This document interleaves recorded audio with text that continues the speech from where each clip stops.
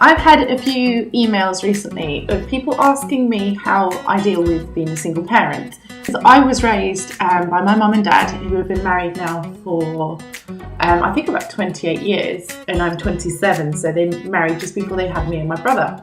So I've lived in a family with a mum and a dad, pet dog, pet chickens, pet rabbits, and everything's kind of 2.4 children, and it's kind of normal and it's happy, really healthy, great life.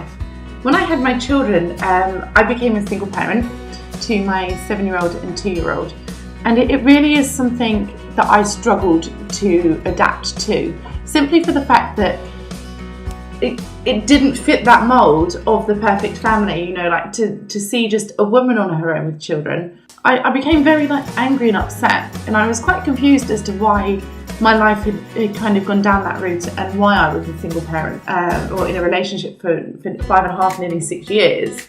And I fully expected that we would be married and that the children that we had, would always be our children and we would always be together. So it really was a culture shock for me to readjust to that and understand what it's like to have a broken family. I would never imagine being divorced even, just because it's not the done thing.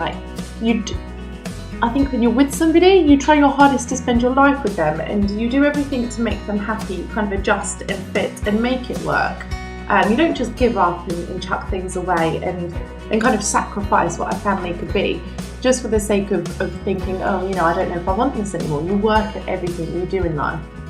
And so when my ex-fiance left and I was alone with the children, I felt so hurt, and I kind of looked at him and thought, why have you done this? What's more important to you than your children? Why don't you love them? Why don't you see how amazing they are? Why don't you want to hug them every single day and wake up with them and take them to school and be around them and just love them? Why now is it completely gone? How have you switched that off? And why? It just didn't make sense. I think if I didn't have my children, my life would be empty. It would have no purpose, no meaning. And I'd be so sad to think that you've brought these tiny little people into the world, and they're so beautiful and they can learn and they can love, and everything is unconditional and just amazing. To me, if I didn't have the children around, if I didn't see them every single day, it would just break my heart. It would take a part of me away. And then I realised through my own kind of heartbreak that actually I can't be upset that I'm a single parent, because I'm not. I love my children. I love being a parent. So being a single parent, yes, it's harder, but it's amazing, and I wouldn't change it for the world. And I've kind of learned to forgive and forget the fact that my ex left and that the children don't live with their father. And what it actually feels like to leave a family with a child, to walk away and be that person that it says, I don't want this anymore. The way that I kind of now digest it and how I understand how I feel and how I can be happy and at peace with what's happened is I hate football. I know nothing about it. And if somebody asked me to explain the offside rule, I wouldn't have a clue. I've literally no interest at all in it.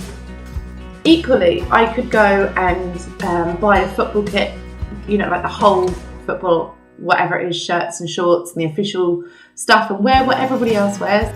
I could go to the games, I could sit there for a season ticket and cheer in the crowd and be involved. But if I don't like it and I don't enjoy it, I can't fake that. You can't pretend to love something that you don't.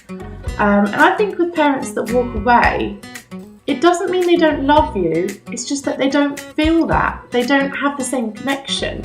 And I know before I had my children, I had no connection to babies or children at all.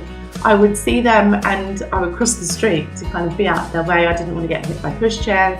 I found them really impractical, really. They didn't fit into my lifestyle. I never held a baby until I became a mother. And I just had no connection, no interest in children. Well, when I had my daughter, who's now 7, everything just changed immediately, like a switch turned on inside of me. And suddenly, instead of my whole life being about myself, I'm hungry, I'm thirsty, I'm tired, I want to do this, I want to buy that. We're kind of raised to be needy and do what we want and to shout loud and get attention. My life then became all about her. So instead of being me, it was you and us. And I'm so grateful that I found that I had that feeling and that unconditional love for somebody that wasn't myself. To learn to love somebody more than you love yourself when you're designed to just take care of yourself and to survive. You know, that's a massive, massive step. And one that I realised that not everybody in life can ever feel.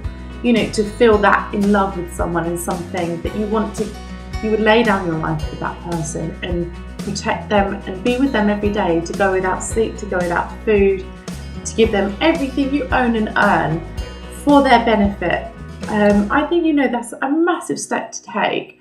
And as a mother, I'm so grateful that that light came on within me and it made me want to be there for my children, made me love them.